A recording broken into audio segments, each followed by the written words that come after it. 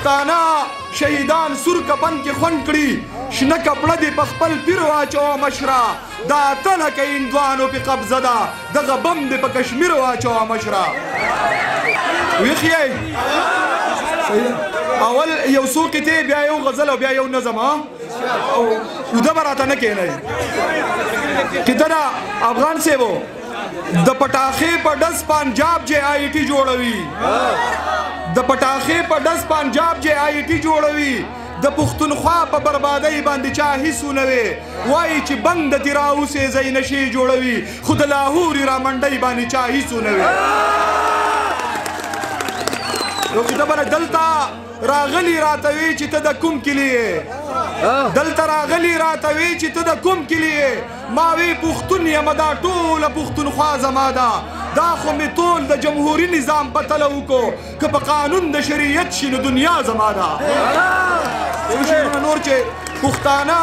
شهیدان سور کپن کې خوند کړي شنه کپړه دې په خپل پیر واچوه مشره دا اته لکه هندوانو پې قبضه ده دغه بم دې په کشمیر واچوه مشره دا اته لکه هندوانو پې قبضه ده دغه بم دې په کشمیر واچوه مشره د واګې په پوله نیغ درته ولاړ دی څو دانې په دې خنزیر واچوه مشره دا د سوات وزیرستان ټیکه تې واخله تور لښکر په چا کافر واچوه مشره لیوني دي هسې نه چې څوک یې مړه کي دغه سپو ته دې زنځیر واچوه مشره لیوني دي هسې نه چې څوک یې مړه کي دغه سپو ته دې زنځیر واچوه مشره ای سی ایل کې د بلها خلکو نامې دي د شاهد پکې تصویر واچوه مشره نظم د سره شریکوم واورئ چې زه به چاته پر یاد وکم زه به چاته په ژړا شم زه به چاته پر یاد وکم زه به چاته په ژړا شم زه د چا سره موسکی شم زه به چاته په خندا شم دلته هر سړی د ځان دی دلته هر سړی په ځان دی دلته لوی دي که واړه دي دلته وږي که ماړه دي د احساس درانه کاڼه دي چې په درد زما درمن شي هیڅ احساس ورپکې نشته تش لستوڼی دی یارانو ګورئ لاس ورپکې نشته د ظالم د ظلم زور دی د مظلوم چغې دی شور دی لګېدلی داسې اور دی هر اتل باندې مې تور دی دغه تور د تور پنجاب دی ټول ولس دې په عذاب دی د نړۍ علمبردارو ای د امن داویدارو ای رهزنو ډاکمارو ای تورمخو ای لنګمارو نور د خپله کاره بس کوئ د خدای د پاره بس کوئ د ژوندون وینې مو وس کې د قانون وینې مو وس کې د بدلون وینې مو وس کې د پاڅون وینې مو وس کې د پښتون وینې مو وس کې انسان شکله شرمخانو ای بېرحمه قاتلانو دا چې څومره فسادات دي باجوړ کې که په سوات دي که په کویټه په قلات دي په کابل که په هرات دي چرته لږ دي چرته زیات دي د تورمخو کرامات دي په هر کار کې د دوی لاس دی هر یو کار د دوی بکواس دی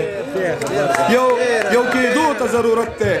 یو کېدو ته ضرورت دی ویښېدو ته ضرورت دی راوتو ته ضرورت دی پاسېدو ته ضرورت دی ودرېدو ته ضرورت دی پښتنو ته ضرورت دی شاهد وایي زما رونو یو کېدل ستاسو په کار دي که مو دا مو قضایه کړه سوځول ستاسو په کار دي که مو دا مو قضایه کړه سوځول ستاسو په کار دي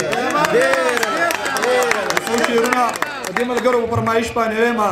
څوک چې ستا د امیدونو قاتلان دي زما هم د ارمانونو قاتلان دي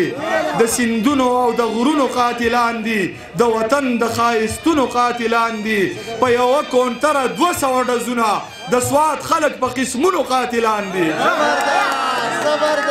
په یوه کونتره 200 ډزونه د سوات خلک په قسمونو قاتلان دي هم په دې ښکلو مو زړونه راټولیږي هم دا ښکلي مو د زړونو قاتلان دي داسې خلک د ازغو کروندګر دي داسې خلک د ګلونو قاتلان دي د څه خلکو د رڼا نه سترګې سوځي د ډیوو او چراغونو قاتلان دي دلته ډیرو قلمونه سوځولي دلته ډیر د مکتبونو قاتلان دي ته مشر نامه دې ځکه اخلم ستا نه لاندې په زرګونو قاتلان دي ته مشر نامه دې ځکه اخلم ستا نه لاندې په زرګونو قاتلان دي زه منظور غږېږم شاهده چې تور مخې د عمرونو قاتلان دي